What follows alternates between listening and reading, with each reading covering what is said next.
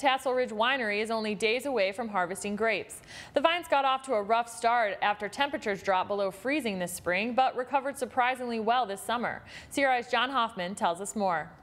In early April, Tassel Ridge Vineyard manager Steve Richardson was estimating a 50% drop in grape yields because of the freezing cold temperatures. When we look at this vine, we can tell that occasionally there are going to be buds that survived.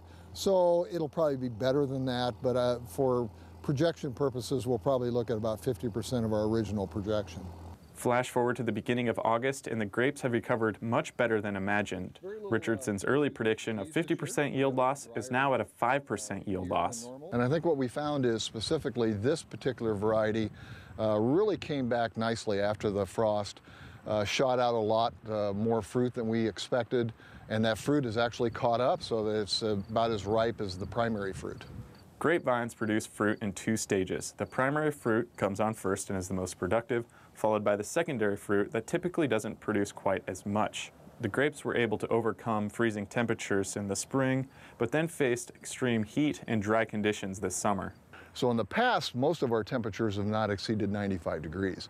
So once we get that hot, the effect on the vine becomes almost amplified. Vineyard manager Steve Richardson says the vines like the heat, but when it gets up in the upper 90s and even the hundreds, that's when the grapes start to form a little bit smaller than he'd like. Some of the clusters are not fully developed, so those would be effects that we've had from the dry weather, despite the fact that we've irrigated. There is one other effect that we've noticed, and that is because of the shortened growing season, we're not getting some of the full flavors that we're looking for in the fruit. So the flavors are going to be a little more muted than they have been in the past.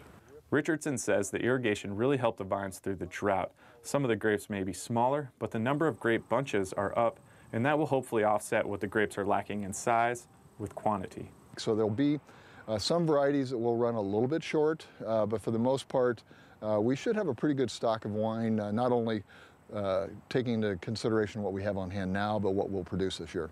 For CRI Weekly News, I'm John Hoffman.